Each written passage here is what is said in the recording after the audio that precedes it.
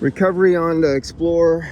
Got to start this one. I literally have hours of work doing 3-4 cars at a time to pump them all out. Got this one, got that front end, recovered that one, got to do that one, got to do this one, doing this one right now, ready to charge. The vacuum is down. Vacuum on that one, and that one's ready to recharge. And then one of the workers came up to me, where's his Cadillac? He has to park his Cadillac. One of the workers has an old Cadillac, and I got a Cadillac to do all that one time.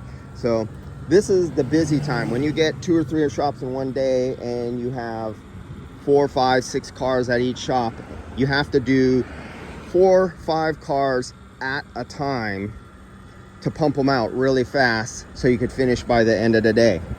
And a technician in a shop, efficiency. Now this all comes down to the service writers, the service manager, and organization.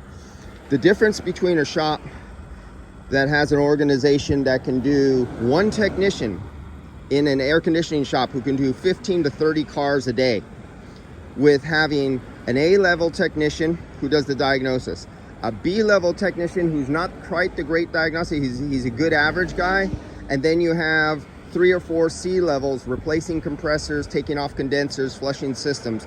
By the end of the day, the one A-level technician should be at least able to do 20 cars, if not 30 cars, when everything is ideal and the owner of the shop has good stock on hand.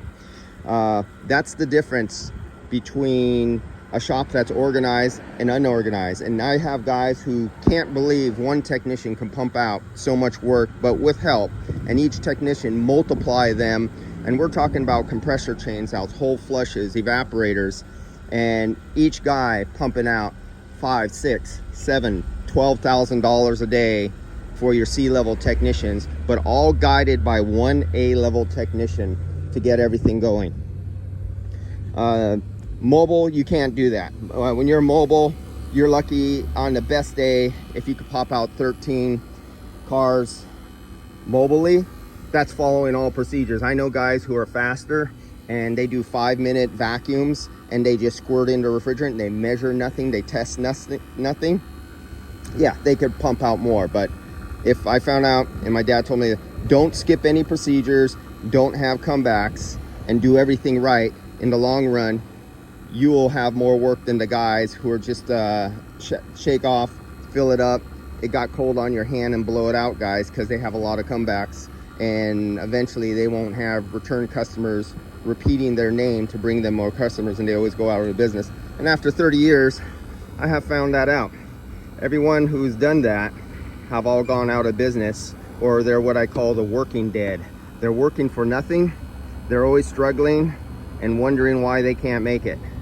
And they're always complaining, and they're blaming either them, the industry, or their techs, or they're saying it's what the hell is it, economy.